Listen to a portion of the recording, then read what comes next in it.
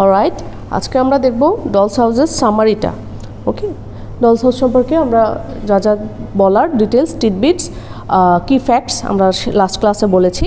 আজকে আমরা সামারিটা দেখব। তো ডলস হাউসের সামারি বলতে গেলে নাটকটার ঘটনার সেটিংটা হলো বড়দিনের আগে দিয়ে, জাস্ট বিফোর দ্য ক্রিসমাস। নাটকের নায়িকা ছিল নোরা হেলমার। তার হাতে কয়েকটা জিনিসের প্যাকেট নিয়ে সুন্দরভাবে সে সাজানো গোছানো একটা লিভিং রুমে প্রবেশ করছে, এরকম একটা সিন দিয়ে নাটক শুরু। নোরার স্বামী টোরভাল্ড হেলমার তার আসার কথা শুনে ঘর থেকে বের হয়ে আসছে। তারা খেলার ছলে আদুরে ভঙ্গিতে সাক্ষাৎ করছে, কিন্তু যখন সে বড়দিন উপলক্ষে উপহার কেনার জন্য তার একটু অতিরিক্ত খরচের ব্যাপারে জানতে পারে, তখন তাকে তিরস্কার করে নোরার স্বামী। তাদের কথাবার্তা শুনে বোঝা যায় টোরভাল্ড দীর্ঘদিন ধরে অর্থের ব্যাপারে খুবই হিসাবী। টোরভাল্ড অতি সম্প্রতি ব্যাংক ম্যানেজারের পদ লাভ করেছে, কিন্তু এখনও দায়িত্ব পুরোপুরি বুঝে নেয়নি। তাদের ঘরের যে একজন পরিচারিকা বা মেইড হেলেন তাদের জানায় তাদের পারিবারিক একজন বন্ধু আছে, তার নাম ডক্টর র্যাঙ্ক, তাদের বাসায় এসেছে।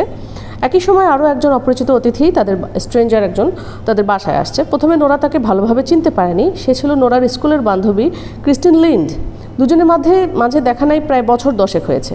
লিন্ড জানায় তার স্বামী কয়েক বছর আগে মারা গিয়েছে। সে কোনো অর্থকড়ি বা সন্তান কিছুই রেখে যায়নি।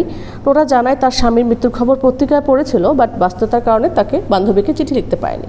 এরপর নোরা তার বিবাহিত জীবনের শুরুর কষ্টের কথা বলে। তার স্বামী টোরভাল্ডের তেমন টাকা পয়সা ছিল না। অর্থ জোগাতে তারা দুজনই কাজ করত। একসময় টোরভাল্ড অসুস্থ হয়ে যায় এবং সুস্থ হওয়ার জন্য তারা দুজনই ইটালিতে পাড়ি জমায়। নোরা এখন লিন্ডের জীবন সম্পর্কে জানতে চাইলে সে জানায় যে তার স্বামীর মৃত্যুর পর তার ছোট ভাই ও বৃদ্ধা মায়ের দেখাশোনা করতে হয়। মা মারা গিয়েছে এখন, আর ভাইয়েরাও বড় হয়ে গেছে। এখন আর তাকে দরকার নেই, তার কাছে সবই এখন শূন্য লাগে। মেয়েটার লিন্ডের কাছে এখন কোনো চাকরিও নেই, তো সে আশা করেছে টোরভাল্ড হয়তো তাকে একটা চাকরি জুটিয়ে দিতে পারবে। নোরা তাকে কথা দেয় যে টোরভাল্ডকে বলে একটা চাকরির ব্যবস্থা করার সর্বাত্মক চেষ্টা করবে। এ পর্যায়ে সে নোরাকে একটা গোপন কথা বলে ফেলে, আর সেটা হলো টোরভাল্ড যখন অসুস্থ হয়েছিল, নোরা তাকে সুস্থ করার জন্য ইটালিতে নিয়ে যাওয়ার জন্য অবৈধভাবে কিছু ক্রোনা, মানে টাকা, ওই দেশের টাকার নাম হলো ক্রোনা, ধার করেছিল। সে টোরভাল্ডকে বলেছিল এই টাকা তার বাবা ধার দিয়েছে। তো জামানতের ফর্মে বাবার সই জাল করে নোরা এই ক্রোনা ধার নিয়েছিল। কয়েক বছর ধরে সে এই ঋণ পরিশোধ করে যাচ্ছে, খুব শীঘ্রই তা শোধ হয়ে যাবে। তো ক্রোগস্টাড নামে টোরভাল্ডের অফিসের একজন নিচু স্তরের কর্মচারী ছিল। সেই সময় তাদের বাসায় এসে উপস্থিত হয় এবং টোরভাল্ড পড়ার ঘরে আছে শুনে সরাসরি সেখানে চলে যায়। ক্রোগস্টাড তার উপস্থিতিতে নোরা কেমন যেন জাস্ট একটু উৎকণ্ঠিত বা ওয়ারিড হয়ে নোরা আচরণ করতে শুরু করলো। এই সময় সেখান থেকে ডক্টর র্যাঙ্ক বের হয়ে এলেন এবং তাদেরকে জানালেন ক্রোগস্টাড আসলে নৈতিকভাবে অসুস্থ একজন মানুষ। টোরভাল্ড তার সাথে কথা শেষ করে পড়ার ঘর থেকে বের হয়ে এলে নোরা তাকে লিন্ডের অবস্থাটা জানায় এবং তার জন্য একটা চাকরির ব্যবস্থা করে দিতে বলে। টোরভাল্ড তাকে আশা দেয় সম্ভবত ক্রোগস্টাডকে ছাঁটাইয়ের পর তার পদটি সে লিন্ডকেই দিতে পারবে। নোরাকে একা রেখে ডাক্তার র্যাঙ্ক, লিন্ড ও টোরভাল্ড যার যার কাজে চলে যায়। নোরা তখন তার 3 সন্তান বব, অ্যামি এবং আইভার এবং তাদের দেখাশোনাকারী যে মহিলা অ্যান মেরি তার কাছে যায়। হঠাৎ করেই সেখানে ক্রোগস্টাড আবার চলে আসে। তাদের কথা থেকে জানা যায় নোরা আসলে গোপনে ক্রোগস্টাডের কাছ থেকে এই ঋণের টাকাটা নিয়েছিল। ক্রোগস্টাড জানায় জনাব টোরভাল্ড তাকে কোনো একটি অপরাধের জন্য চাকরি থেকে ছাঁটাই করবে বলে সিদ্ধান্ত নিয়েছেন। তো সে নোরার কাছে দাবি জানায় যেভাবেই হোক তার স্বামী, টোরভাল্ড যেন নোরা যেন তার স্বামীরকে বলে এটা ঠেকায়। তো নোরা অস্বীকৃতি জানালে ক্রোগস্টাড প্রমাণসহ একটা বিষয় উল্লেখ করে, আর সেটা হলো নোরা এই যে জামানতের ফর্মে তার বাবার সই জাল করেছে এবং সইয়ের নিচে যে তারিখ দেওয়া ছিল সেটা তার বাবার মৃত্যুর 3 দিন পরের। সো ক্রোগস্টাড তাকে জানায় সে যদি তার স্বামীর সম্মান বাঁচাতে চায় তাহলে যেভাবেই হোক তার চাকরি যেন বাঁচায়, তা নাহলে সে আইনের আশ্রয় নেবে। ক্রোগস্টাড আরও জানায় সে আসলে ভালো হয়ে যেতে চায়। সর্বশেষ 1.5 বছরে কোনো অনৈতিক কাজ সে করেনি। তাকে যদি এবার সুযোগ দেওয়া হয় তবে সে চিরতরে ভালো হয়ে যাবে। তাকে যদি সুযোগ দেওয়া হয় তাহলে সে টোরভাল্ডের ডান হাত হয়ে কাজ করবে। টোরভাল্ডের অফিসের পরিচালনায় কোনো বেগ পেতেই হবে না। তো বাধ্য হয়ে নোরা তার স্বামীকে ক্রোগস্টাডের চাকরি বহাল রাখার ব্যাপারে পিড়াপিড়ি করলেও কোনো কাজ হয় না। শেষে নোরা উল্লেখ করে যে ক্রোগস্টাড একজন অত্যন্ত নিচ শ্রেণীর মানুষ, সে টোরভাল্ডের নামে কোনো অপপ্রচার চালিয়ে ক্ষতি করতে পারে, কিন্তু টোরভাল্ড তার সিদ্ধান্তের উপরই অটল থাকে। তো নেক্সট অ্যাক্ট বা দ্বিতীয় অঙ্ক শুরু হয়। সেদিন ছিল বড়দিন। নোরা উৎকণ্ঠিতভাবে লিভিং রুমের দিকে হাঁটাহাঁটি করছিল। তো তার বান্ধবী লিন্ড নোরার বড়দিনের উৎসবের পোশাকটা সেলাই করার জন্য তার বাসায় এসেছে। কারণ সন্ধ্যায় প্রতিবেশীর বাসায় অনুষ্ঠান আছে। তো নোরা জানালো ডাক্তার র্যাঙ্কের একটা অসুখ আছে যা তার বাবার থেকে উত্তরাধিকার সূত্রে লাভ করেছে। লিন্ডে ধারণা করলো নোরাকে সম্ভবত ডাক্তার র্যাঙ্কই ধার দিয়েছে। এ সময় সেখানে টোরভ্যাল্ড উপস্থিত হয় এবং নোরা তাকে আবার ক্রোগস্টারের চাকরির ব্যাপারে পিড়াপিড়ি করতে শুরু করে। তো টোরভ্যাল্ড জানালো ক্রোগস্টার আসলে খুবই নিচু শ্রেণীর লোক এবং আসলে টোরভ্যাল্ডেরই ছোটোবেলার বন্ধু ছিল, তাই অফিসে তার সাথে বন্ধুসুলভ আচার ব্যবহার করবে, এতে করে অন্য কর্মচারীর কাছে তার সম্মানটা বজায় থাকবে না, যা খুবই লজ্জাজনক। তো দুজনের কথার এক পর্যায়ে টোরভ্যাল্ড তার চাকরি বাতিলের চিঠিটা পাঠিয়ে দেয়। টোরভ্যাল্ড চলে গেলে ডাক্তার র্যাঙ্ক সেখানে উপস্থিত হয়। সে তাকে জানায় যে মৃত্যুর খুব কাছাকাছি চলে এসেছে। ডাক্তার র্যাঙ্ক নোরাকে তার ভালোবাসার কথা জানায়। সে আরও জানায় যে তার কাছে সে যা চাবে তাই সে দেওয়ার চেষ্টা করবে। তার মানে ডাক্তার এখানে তার হাজব্যান্ডের মৃত্যুর অপেক্ষা করছে টোরভ্যাল্ডের। নোরা তাকে তার কাছে কিছু চাইতে অস্বীকৃতি জানায়। তো ডাক্তার র্যাঙ্ক চলে গেলে সেখানে ক্রোগস্টার আবার উপস্থিত হয়। নোরা তাকে জানায় তার চাকরি বাঁচানোর জন্য সে সর্বোচ্চ চেষ্টা করেছিল, বাট ক্রোগস্টার তাকে বিশ্বাস করে না। ক্রোগস্টার এবার নতুন হুমকি দেয় তাকে আরও বড় পদে দিতে হবে, না হলে সে আইনের আশ্রয় নেবে। সকল ঘটনা জানিয়ে সে বাসার চিঠির বক্সে একটা চিঠি ফেলে যায়। ভয়ে নোরা সকল ঘটনা লিন্ডের কাছে স্বীকার করে। লিন্ড তাকে জানায় ক্রোগস্টারের সাথে কথা বলতে যাবে সে। এ সময় নোরা টোরভ্যাল্ডকে চিঠি পড়া থেকে যেন বিরত রাখে। তো টোরভ্যাল্ডকে নিয়ে সে ট্যারান্টুলা নাচের অনুশীলনে চেষ্টা করে এবং টোরভ্যাল্ডের কাছে একবারই বিরক্তিকর মনে হয় সেটাকে, কারণ প্রচণ্ড মানসিক অশান্তির কারণে নোরা অসংলগ্নভাবে নাচছিল। লিন্ড ফিরে আসে এবং তাকে জানায় সে বাসায় ছিল না এবং পরের দিন সন্ধ্যায় তারা দেখা করবে। পরের দিন সন্ধ্যায় যখন তাদের বাসায় বড়দিনের অনুষ্ঠান শুরু হয়ে গিয়েছে, ক্রোগস্টার ও লিন্ড সেখানে দেখা করে। তাদের কথা থেকে জানা যায় তারা একসময় একে অপরকে পছন্দ করত।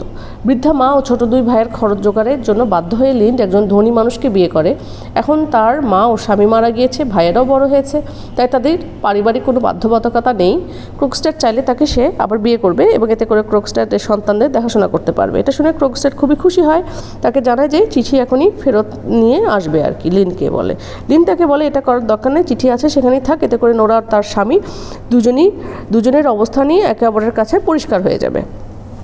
তো হেলমারের সেই বাড়িতে অনুষ্ঠান থেকে নোরা এবং টোরভ্যাল্ড আলাদা হয়ে একজন আরেকটা কক্ষে আসে। লিন্ড ও ডাক্তার র্যাঙ্কের কাছ থেকে বিদায় নিয়েছে। টোরভ্যাল্ড তার চিঠির বাক্সে খোলে এবং ডাক্তার র্যাঙ্কের কালো রঙের একটা কার্ড পায়, যা থেকে সে বুঝতে পারে যে আচ্ছা আমরা একটু পরে বলি, আজান হচ্ছে।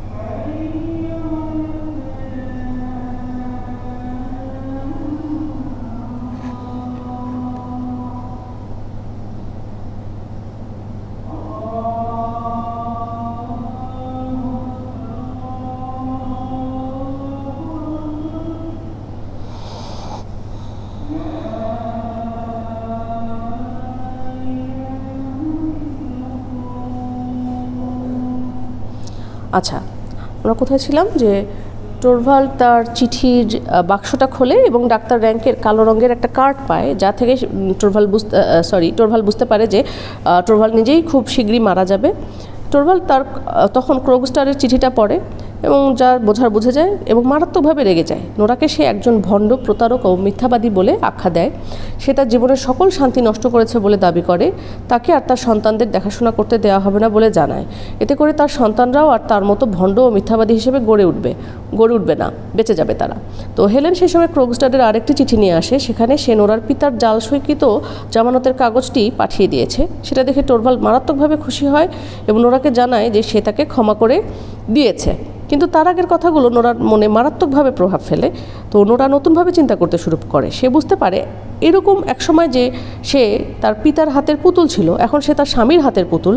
তারা তাকে নিয়ে যেভাবে খুশি খেলতে পারে, খেলতে খেলতে ভালো না লাগলে তাকে যে কোনো সময় ছুঁড়ে ফেলে দিতে পারে।